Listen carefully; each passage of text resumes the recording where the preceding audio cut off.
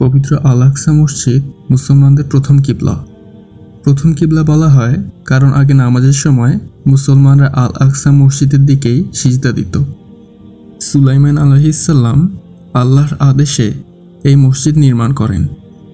কিন্তু আজ ইহুদিরা ফিলিস্তিনি মুসলমানদের উপর যেভাবে হত্যাযজ্ঞ চালাচ্ছে তার কারণও যদি এই আল আকসা মসজিদ হয় তাহলে ব্যাপারটা কেমন হয় বলুন তো? আসলেই তাই। ইহুদিরা চায় তারা আল আকসা মসজিদ ভেঙে সেই জায়গায় থার্ড টেম্পল নির্মাণ করতে। এখন প্রশ্ন হলো, কি এই সুলাইমানি টেম্পল?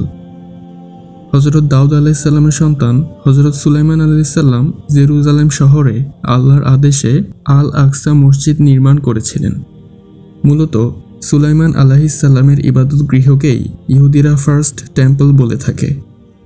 সুলাইমান আলাইহিসসালামের মৃত্যুর পর ব্যাবিলনের রাজা দ্বিতীয় নেবুজাদনিজার জেরুজালেম অবরোধ করেন এবং ফার্স্ট টেম্পল ধ্বংস করে দেন।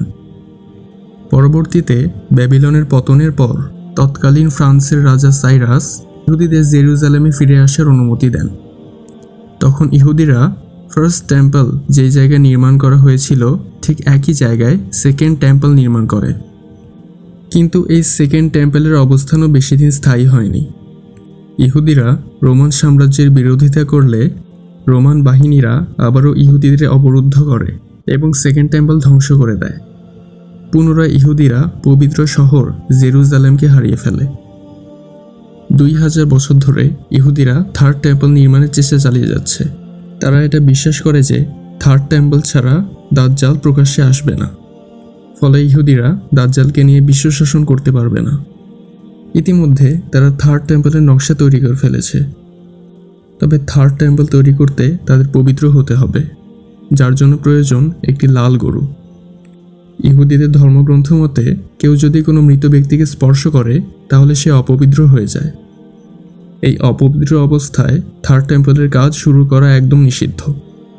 এর জন্য তাদের আপাতমস্তক একটি লাল গরুর প্রয়োজন, যাকে পুড়িয়ে ছাই করে সেই ছাই পানিতে মিশিয়ে গোসল করার মাধ্যমে তারা পবিত্র হতে পারবে। তারপরই তারা থার্ড টেম্পল নির্মাণের কাজ শুরু করতে পারবে। এই যে আজ ফিলিস্তিনি মুসলিম ভাই বোনদের উপর ইহুদিদের যে আগ্রাসন দেখতে পাচ্ছেন তা শুধুমাত্র থার্ড টেম্পলের কারণেই। সুলাইমান আলাইহিসসালামের ইবাদত গৃহ যেই জায়গায় নির্মিত হয়েছিল ঠিক সেই জায়গায় আল আকসা মসজিদ দাঁড়িয়ে আছে। তারা চায় আল আকসা মসজিদ ভেঙে দিয়ে সেই জায়গায় দাজ্জালের জন্য থার্ড টেম্পল তৈরি করতে, যেন তারা দাজ্জালের মাধ্যমে পুনরায় বিশ্বকে শাসন করতে পারে। কিন্তু আল্লাহ পবিত্র কুরআনে বলেছেন, তারাও পরিকল্পনা করে, আল্লাহ পরিকল্পনা করেন। বস্তুত আল্লাহর পরিকল্পনাই সবচেয়ে উত্তম। সূরা আল আনফাল আয়াত 30।